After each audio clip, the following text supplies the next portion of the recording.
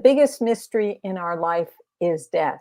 And so you can either be scared and try and hide your head in the sand, or you can embrace it and say, wow, this is a vital part of what it is like to be alive, is that death comes with the package. I like to invite people who are going through grief and loss to be curious and to look for the magic in the experience. It is a mind shift that really helps people to heal their loss. So that's me. I'm here. I'm excited to answer questions. I have so many stories. I can't wait to hear, Sharon, your dreams. And yes, dreams come up a lot. And I even have a theory about why that happens. Okay. Definitely let us know about your theory. That I'm interested, and I just wanted to give a little bit more background. So when I was planning the Gone Too Soon retreat and inviting speakers, I came across you, and we had a phone conversation. And just you telling the story, I was captivated by your storytelling. I love how in your presentation you're able to like really. I'm a visual listener, so I'm literally watching it as I'm listening to you. Paint the picture of what's going on. So tell us a little bit more of why do you think that happens so much? Well, before I do that, I wanted to say a little bit more about me. And you had asked, how did I get into this? Well, I lost both my parents about 6 months apart. And in the time that they were dying, I had come out of a spiritual practice that was helping me to navigate this. That didn't mean that I navigated it that well. I made a lot of mistakes, but I did have some pretty amazing dreams. I had a dream just before my mother died in which my father, who had Alzheimer's, came back into my dream totally healed. And I was so excited in the dream that I was trying to get on the phone to call my sisters and say, he's back, he's better, he's okay. And he says, where's your mother?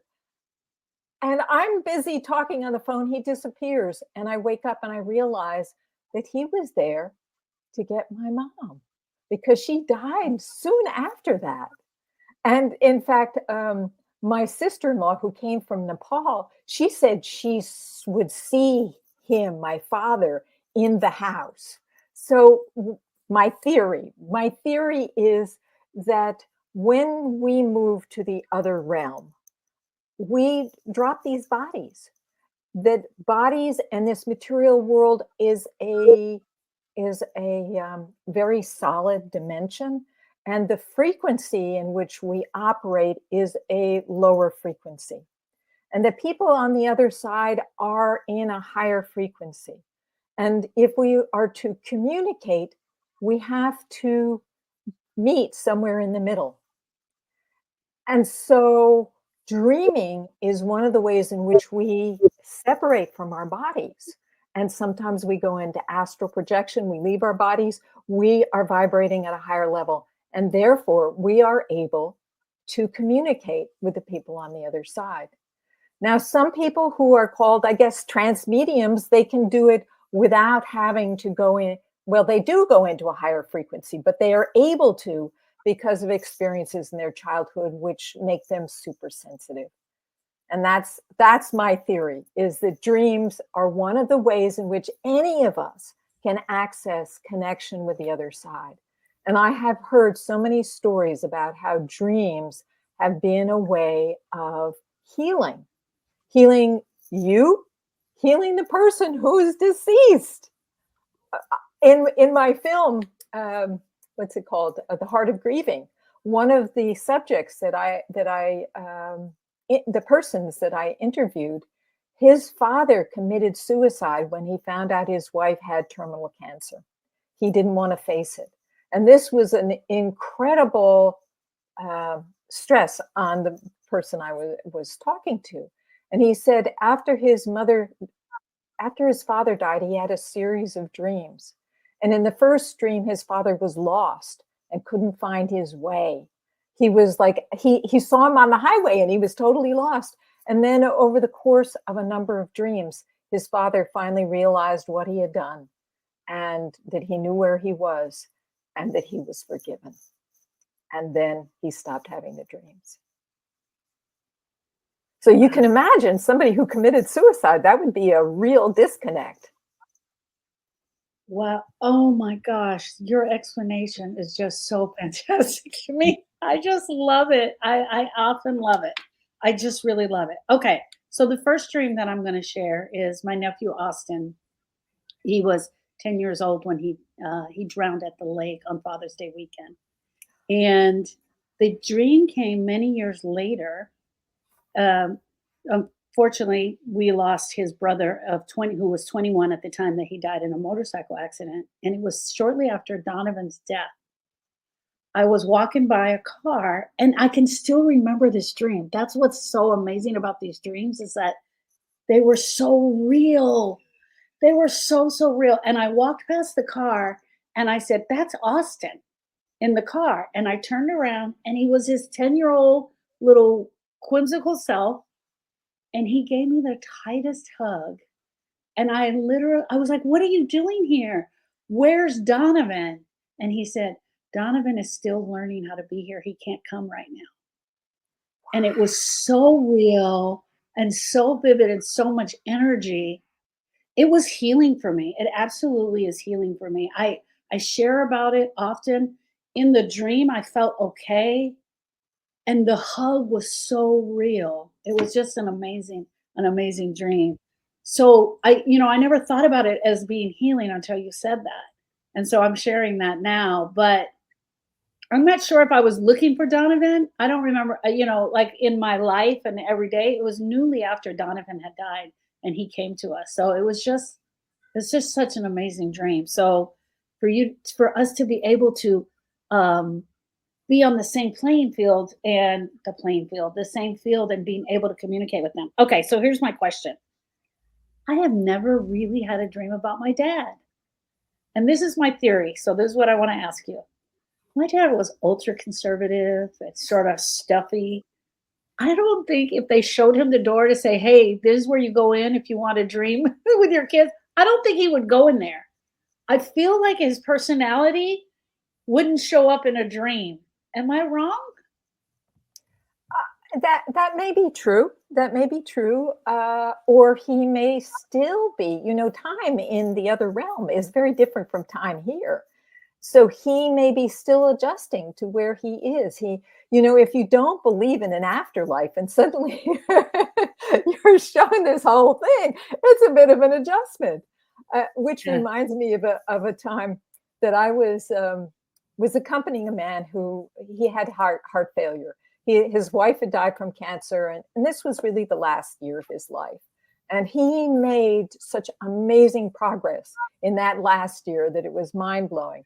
But when I would bring up the subject of afterlife, he was a mathematician. He was like, he didn't want to go there. His version of God, of heaven was, everybody sitting around in a garden in front of this big father figure. And he said, I said, well, that's not the only option.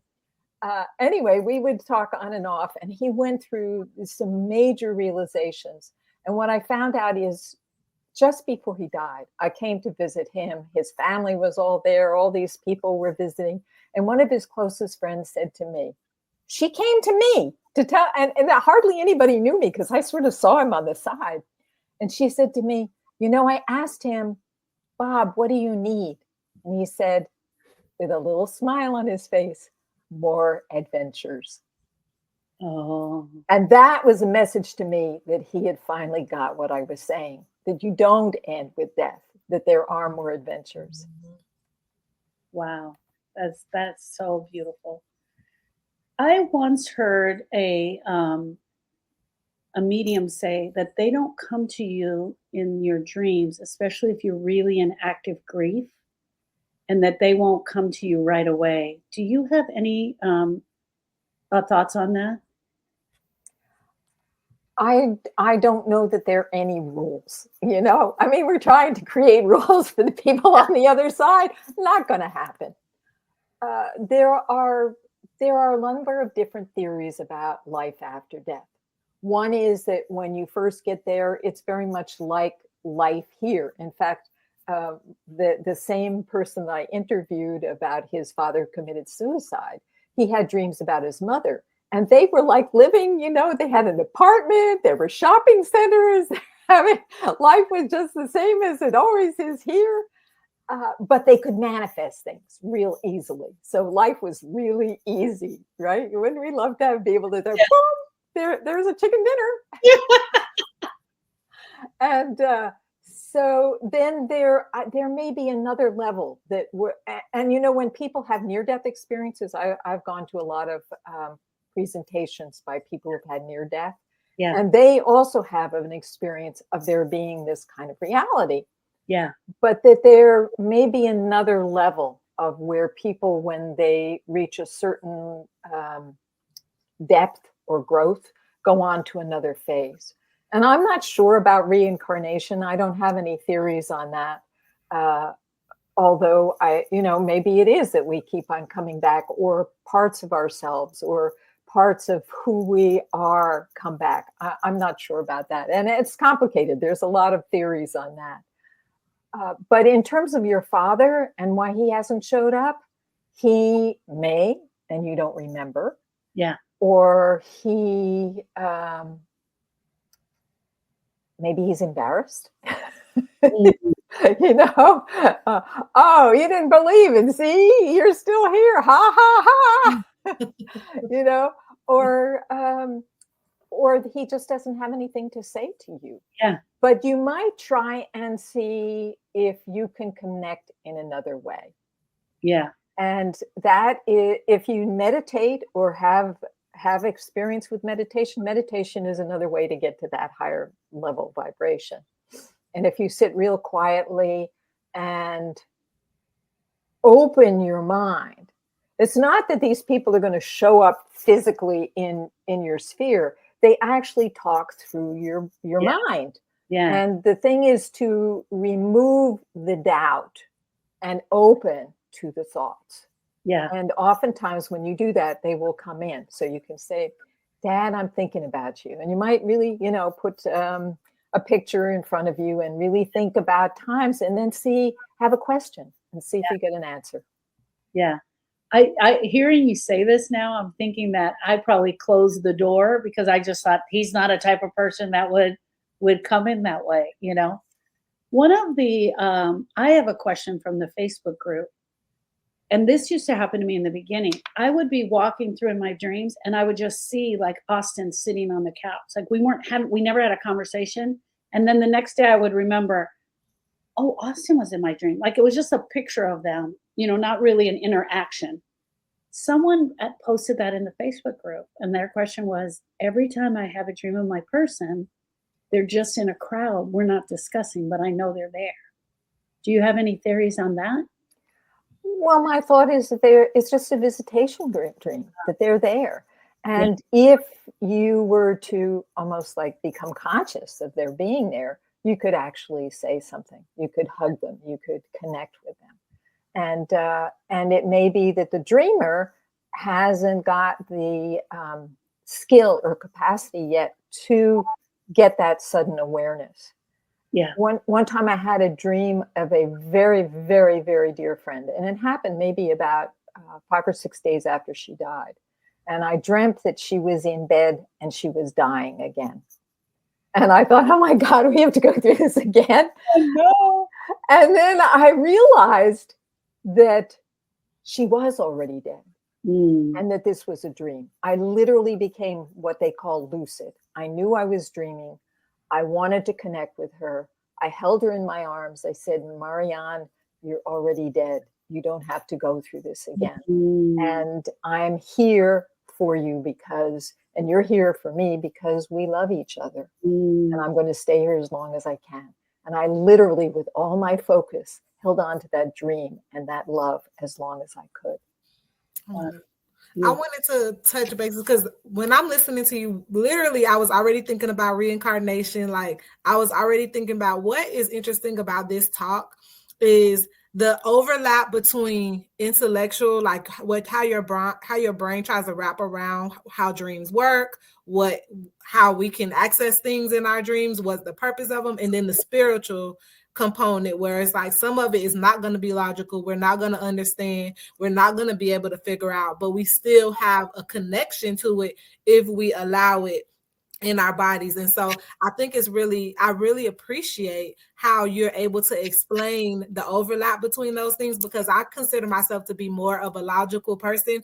I allow space for things that don't make sense, and I honor things that don't make sense to me. But my first reaction to listening to you was always trying to figure out how does this fit? What does this mean? And so when I have dreams of my loved ones, the person that I have the most dreams about is my granddad. Although I've lost many people that I really care about, and I've never yearned to have dreams about them, but of course I would love for them to pop up in my dreams and send. And even if it's not this like life altering message, it's just to know that they're still a part of me. So I wonder, logically, is it because of the fact that I was raised by my granddad? He lived in my house. So of course I'm going to have more dreams of him because he was a part of my day-to-day life, and his absence is more obvious in my life because I don't see him every day anymore, as opposed to these other people where it's almost like my brain is like, oh, they're just on vacation. When I'm ready to think about them or spend time with them, I'll sit in that. And maybe if I do that right before I go to sleep, they'll also manifest in my dream, as opposed to sometimes we don't even have control over it, or we have more control than we think that we do. Yeah. Well, it's a little of both. You've got to remember that there are two people. There are two beings going on at the same time. So it may be that your granddad feels a connection and a responsibility for you. And so he keeps on showing up in your dreams because he feels your need, and he feels a need to be there and be a support for you, a guidance. And so there are two sides of that. In fact, I sometimes suggest to some of my grievers that if they start to think about the person that they lost and they start to feel emotional, that emotion is another one of those vibrations that can call that person to, or maybe they're actually there at that time, and that's why you're feeling the emotions, that they are feeling the connection with you. This life, this three-dimensional life, and the connections that we make are very powerful. They are a result, partly they're a result of being in these bodies, but partly they may have to do with connections that go over millions of lifetimes or thousands of lifetimes anyway. And so there is that intimacy and that wanting to be of service to continue to help each other. So if, however, there are certain people that you want to connect with and that you have a desire, I think that you can set that intention before you go to sleep at night, when you're in that liminal state, just before you drop off. Fabulous time to start setting those intentions. Think about the person. Think about the things that you loved about them. Think about the memories, and then see what happens. I lost my very best girlfriend of 15 years. Her name was Sharon also. And one of the second dream that I had that's very vivid and strong is I was at my aunt's house where I kind of grew up when I was a little girl. And I was standing on the porch, and there were a bunch of people on the fence, and one of them was Sharon. And I said, oh my gosh, there's Sharon. And I went over there. And this is where your part about saying that it's really healing. In the dream, I am crying. I really am crying. I'm just so broken. And I'm asking her, why did she leave me? And I'm literally breaking down and telling her, I need you. She was showing no emotion at all, not in that way. I was hugging her, letting her know that I was so happy that she was there and that I really needed her. And how could you have left me? And she said, I came here to tell you about the baby. Well, at the same time, both of our daughters were pregnant.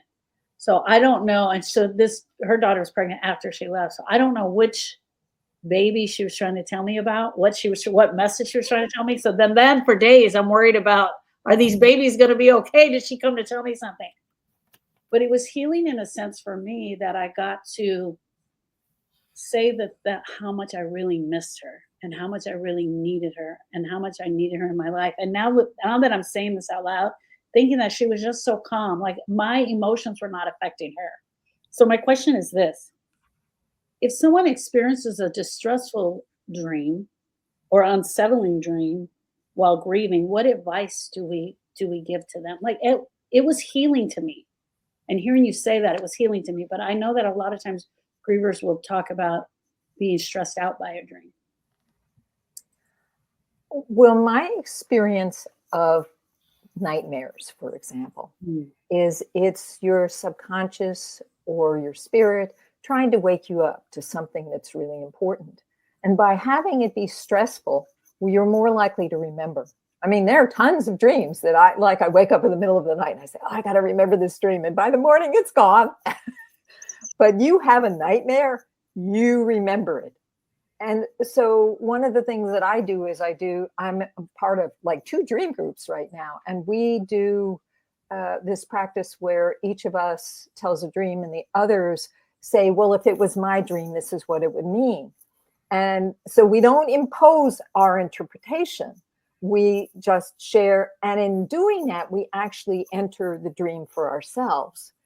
And this is a way to start to tease out some of the possible meanings that a dream has. And so some of the most grotesque, ghastly dreams that you have some of the most important messages for you, because your mind, your spirit, somebody is trying to get through to you.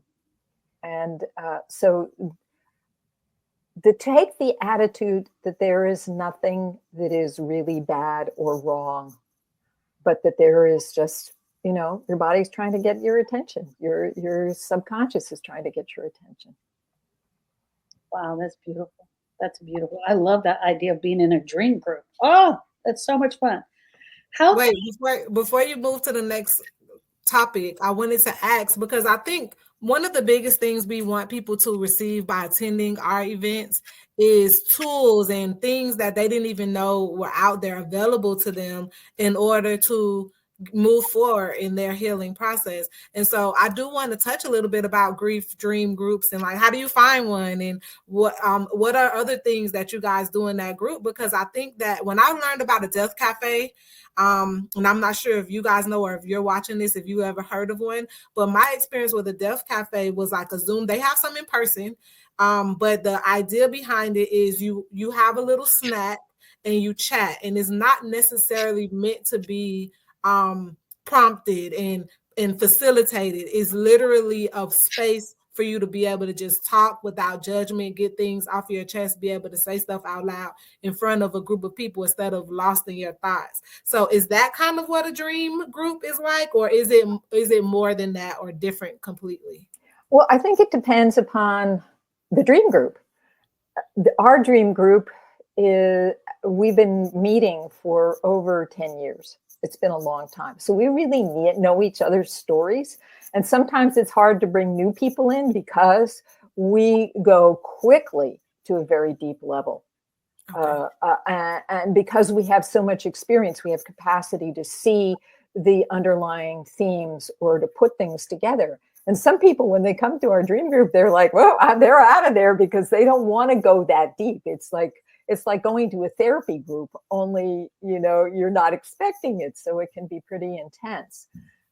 So if somebody is interested in a dream group, I would Google it and see what's out there. I know that there are a whole bunch of organizations that deal with dreams, and there are a ton of books about dreams. So I would start with some good dream books.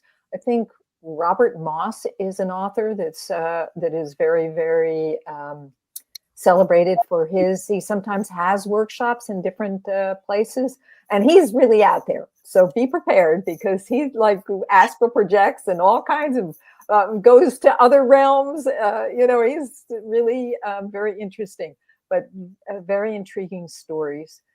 And then, set the intention. Often I find that when we set the intention that we want something, things will arrive. You just have to pay attention. You just set it out there and say, I need a dream group. And then you start looking. I love that. I love that. That's absolutely beautiful. What advice would you give to someone who has not dreamt of their loved one? It is actually a question that I ask quite often when I'm working with a griever. I'll ask them, and I don't have the knowledge that you have, and so now that's why I'm so excited to be here. But like I'll say, "Have you dreamt of them yet?" It just lets me know where they are. But there are quite a few grievers that don't, and it's upsetting to them that they have not had a dream. And for people who don't have, some people just don't remember their dreams, Yeah. so they're not going to remember that. And that's when I suggest another approach, which is meditation. And by the way, I have a meditation class, a Sufi meditation class once a week on Fridays for free for 90 minutes at Wow. 8 o'clock Pacific time. So I don't know if I can post that underneath our talk. If people are interested in it, I can show them how they can sign up and find out more. And every week I write something in an email about the practice. But to develop that capacity for getting into a meditative state can enable you to connect, to get into that higher frequencies so that you can connect with a loved one that you want to connect with.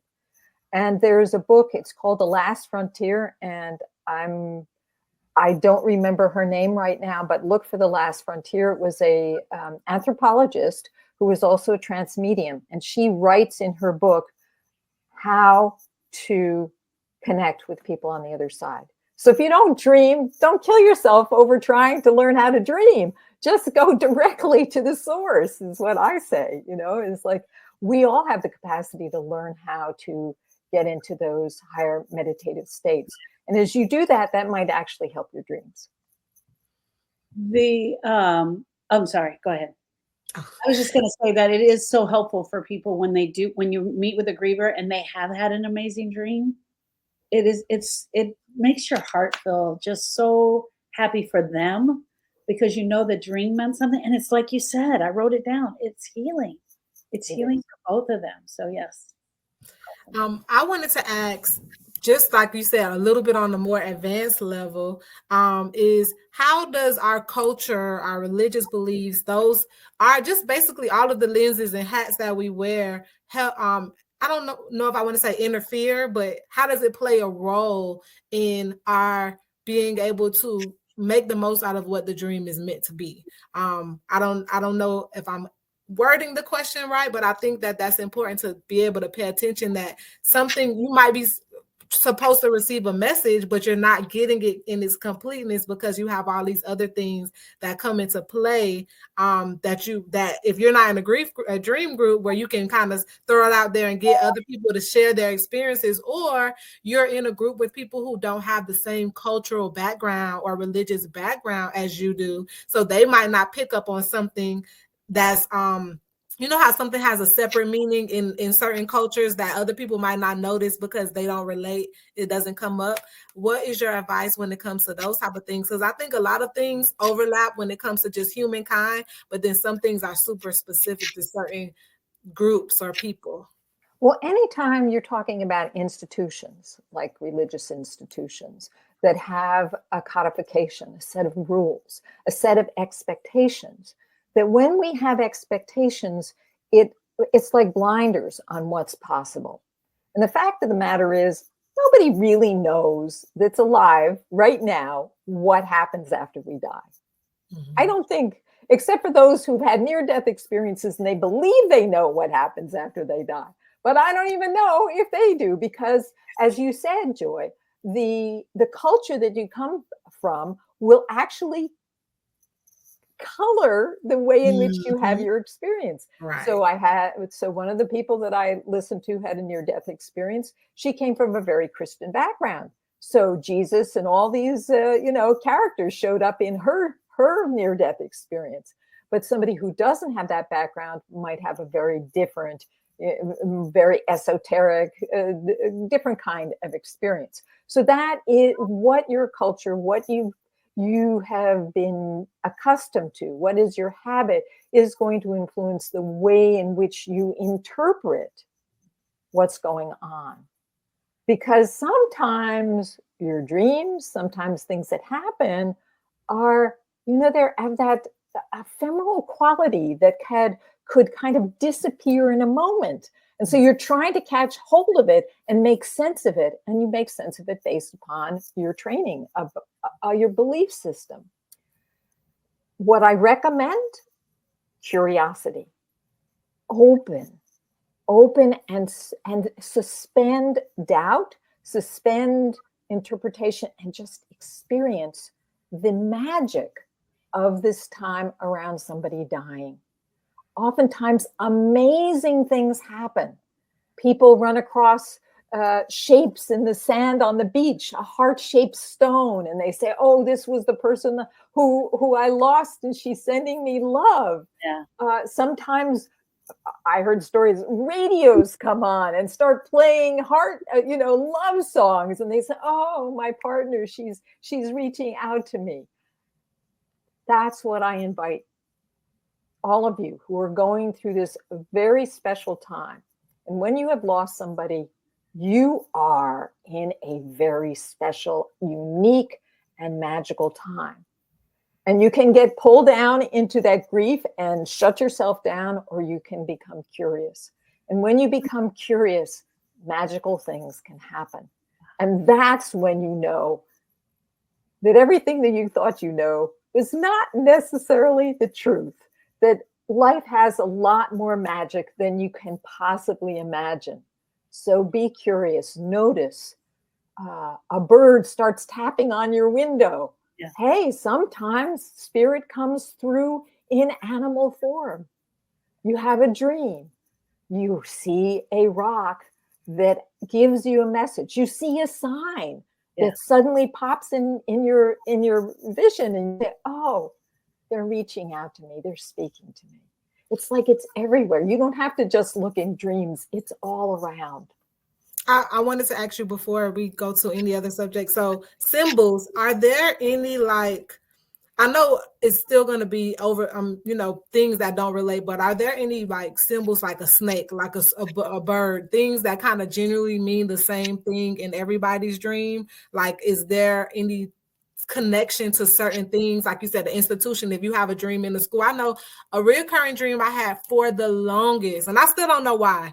Well, I danced from the age of 3 till I graduated from high school, ballet, tap, and jazz. And I stopped when I graduated high school. But a reoccurring dream that I've had for decades or long time is that I'm at the recital and I don't remember ever practicing for the recital. So I'm forced to go on this stage unprepared, trying to figure out what I'm doing. But even no matter how my life has changed and things has happened, that's still a reoccurring dream. So I don't know if it's like I just feel unprepared for life, but that, because it's something that I did all of my childhood, that dream keeps popping up. So is there like any symbolism behind it that would give you, like, somebody who knows about dreams, they're like, I know what that is, it's obvious, or is it always personal to the person that's having the dream? It's there's never one answer to a dream. That's why we have multiple people giving interpretations, and each might be a part that resonates with the person who had the dream. But to think that there is one interpretation is looking for that certainty that does not exist in dreams. It's more of a flow kind of thing. So the dream, what I do when I'm helping somebody or I'm expressing my version of the dream or what it would mean for me, is I just open the floodgates, and whatever comes through in my mind, that's what comes out of my mouth. So dancing is really important in my life, Joy. Dancing is my connection to the divine, to spirit. And if I had dreams where I showed up at a recital and I had not practiced, there could be a number of things. One is that I don't feel prepared, but another would be maybe my dreams are trying to tell me it's time to start practicing again. That maybe that was a very important and vital part of my life. And in fact, I encourage dancing in my meditation group, because dance is a form of meditation when you are completely in the moment with the music and your movement. It's awesome. It's probably one of the best ways to meditate.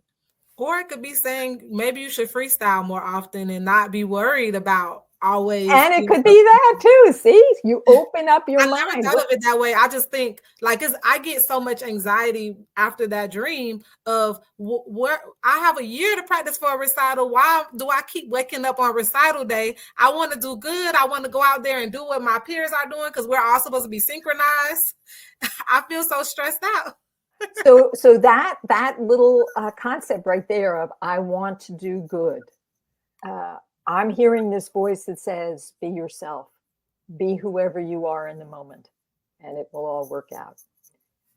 That's my message to me, because I also worry about getting it right, being perfect and all that sort of stuff, but it's a waste of time. It's just. Man, I love that. I really love that. Okay, so what role does subconscious mind play in generating dreams that aid in the grief process? What role does the subconscious mind? So that's already a construct of the subconscious mind.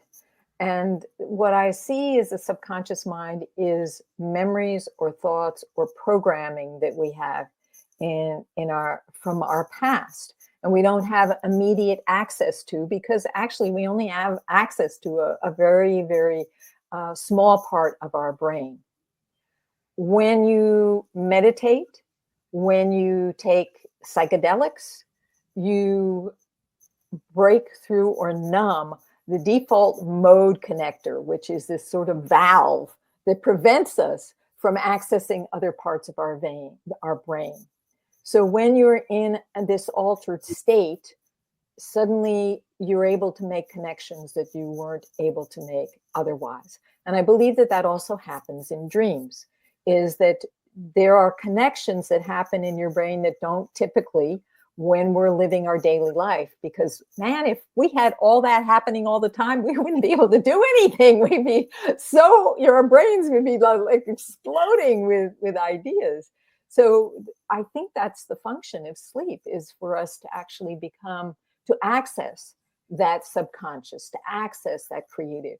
And I think also access spirit, because spirit, this numinous divine quality of who we are, is often also repressed or put on the side, because we have to live, we have to make our daily living, we have to go to work, we have to take care of our kids, we have to pay our bills. So dreaming is a way of releasing that, of connecting us, making those connections. And that's when creativity happens. That's when we get brilliant ideas. That's when we find solutions to our problems. I love it. I love this. This is so cool. Okay.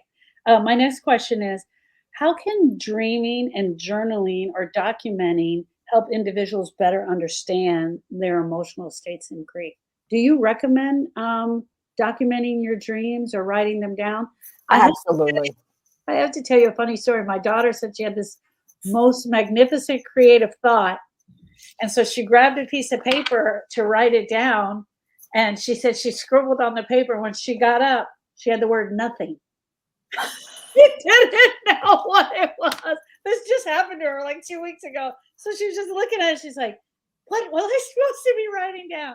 But do you think that journaling and writing out the dreams are helpful as far as healing the soul and the heart? I believe that writing down your dreams or journaling just by itself is an incredible device for healing, for helping you to realize what's going on in your mind. When you write down the dream, sometimes people say, oh, I got to get it right.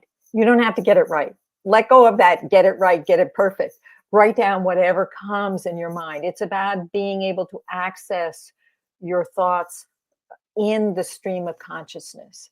And that will help you to access those parts of your brain, those parts that are typically not available to you. When you let go, when you release that desire to control things, to contain them, to hold them together and just let it flow. It's an empowering and powerful experience. And then in the process of writing, and just you will have insights, you will have realizations, you will be able to understand what's really going on for you. You know, maybe something is really upsetting you, for example, and you start writing about it. And you might get, in the process of writing, get through all the emotional baggage that you have about that, and then suddenly have an insight and be able to let it go. That's what journaling can do. It's a very, very powerful technique. And in terms of the dreams, well, it makes it a lot easier to remember the dreams, because boy, dreams, they will disappear like, oh yeah, like that if you don't write them down. So how can you go to your dream group if you don't remember your dreams, right? I go back to my old journals and I say, I don't remember this dream. Oh, you're muted, Joy. I have a question about that, Dr. Michelle. Has there been a really big aha moment, or a really big, like how we just kind of troubleshoot my reoccurring dream, where you've seen in the dream groups where people are sure that it's something and it's something totally different, and that you guys have that moment? Because I think we always think about people coming back and they're reassuring us or they're comforting us, but then what about it's just something you totally don't expect altogether? Almost even like what Sharon was saying, she thinks she knows the reason why her dad hasn't visited her, but then maybe when he comes, it's not what you expect at all, or how you expect at all. Do you have any examples of that? Examples of things not being as I thought. Well, of course, all the time, you know. I mean, every time I go to a dream group, I will get, sometimes I don't even try and think about what my dream means, because I want to hear what they have to say. And then it's just this group creation, co-creation of what it means for me and how to interpret it and how to use that as guidance for my life. Because generally my dreams are very much in the moment of my life. They're trying to tell me something, how to move forward or how not to move forward, or how to relax, or what's important to me. Because sometimes if you have like a tendency to always be worried about what everybody else wants from you, or to meet their expectations, and you never take the time or even have the experience of knowing what it is that you want, dreams are a really great way of having that come to you, because it is your subconscious. It is that the other parts of your brain, the forgotten spirit that's communicating with you. And when you get that realization, it's this amazing aha. Now, interestingly, Joy, I am also a Toastmaster. I give a lot of speeches. Mm-hmm. And this past spring and the previous spring, I was in a series of contests. I gave the same speech, a 7-minute speech, over and over and over again. And I kept on changing it. And you know what? It totally changed the story I had about my mother. Just by telling the story over and over again. It just, I suddenly had this realization about because I kept on looking for what's the message in this story. And it finally dawned on me to just shift my understanding of who she was in my life. And it was incredibly healing. So isn't it just amazing how many different tools we have available for ourselves? And by the way, for grievers, not yet, if you're, newly a griever, but later on, if you tell your story, it might be a lot like a dream group, that you start to see things that you never saw before. You get those aha moments. Yeah. So we're coming to the end of our talk, and I would like for each of you to talk about your personal takeaways, but also what you would like the audience to leave knowing after watching our talk. For me, I think so. The mission of Gone Too Soon was to feel safe and feel seen. I realize a lot of times, especially when you have lost a person that's so monumental in your life, that's why I named it Gone Too Soon, that nobody fully understands, no matter how much time has passed by, you're going to be carrying this with you and you don't necessarily feel seen. And so what I take away from listening to you talk about dreams and talking about the connections that can be formed or the level of processing that can be made, it reminds me of when I have conversations with the people who I know me, they see me, I can tell them something and I know when they respond, they're not responding generally. They're responding directly to who I am as a person and taking that into consideration in the advice that they give or the thoughts that they share. They're not just saying, well, from my experience, but they're including that. So I think what I love about dreams is that they're personal enough that if you take the time to tap into them or manifest them, that you get the chance to have that safe experience and it's so personal that you feel seen because it's you trying to figure out you and what's important to you and then your connection with that other person. So that's what I received, and I'm wondering if anybody watching this sees where I'm going, and can meet me there, because I think that is something that I just hate that we don't use. This is free. Going to sleep is free. Being able to Google, and I asked you specifically about the room because we can Google a dream group, but how do we know it's our dream group? So I love that you said when you sit and you think about it and say, I need to find one, and you put that out into the atmosphere, you'll be surprised at how now it's going to start popping up in different places that it probably was always there, but you didn't pay attention because you wasn't looking for it. And I think that is something that most people don't take advantage of how you can, that's what manifestation is, focusing on something enough that it starts attracting to you as opposed to you feeling like you got to search for it everywhere. Beautiful. Beautiful. What would be your takeaway? I'll let you go last, Dr. Michelle. So let us know what your takeaway is, Sharon. So my takeaway is that that the dreams are healing. I just love that they're healing. But more than that, because I actually wrote it down, is that when we're dreaming, we're actually in the spirit realm with spirit and with our loved ones. I mean, how powerful is that? I never thought about it that way. It is probably why you don't see yourself in the dream, because you are in spirit and all of the things you're supposed to learn. I just love it. I love that the dreams are healing. They're healing for you, not only for you, but also for them. They're also healing for them. And that this is a chance for you to learn the parts that you really needed to still learn about them and about yourself. It's just so beautiful. I just love it. Everything about it is so beautiful. I would love to, when we get off of here, get the connection for your meditation for Friday night. I'd love to post it in my Facebook group because I know there are a lot of people that could take advantage of that and would love to take a part in it. Well, my takeaway, or actually my last final thoughts are: be curious, embrace your experience now. The feelings that you go through during grief are at times unbearable, and there may be a desire to escape. That's okay. You can escape. You can take time. You can watch TV, whatever it is you need. But also keep that part of your mind open, because when you open to the mystery of life and death. And it is really interesting and really exciting. And when you do that, it actually starts to shift you out of that place of grief and into a place of in the moment and being excited and being connected to all that is.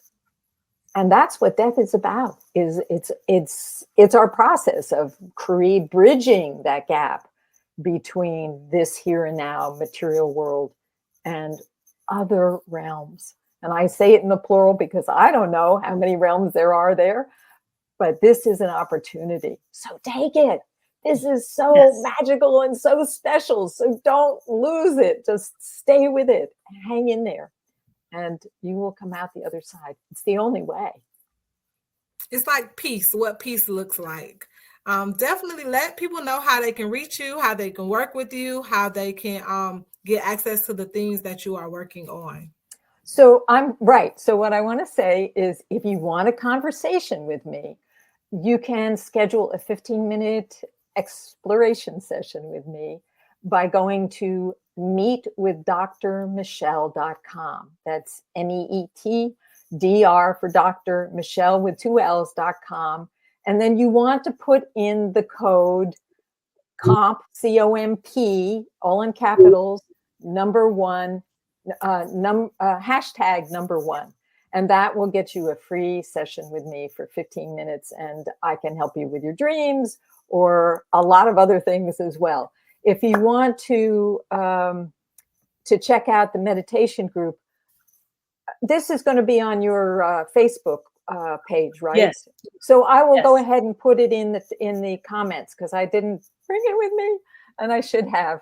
But it's something like sendfox.com/secrets of life and death.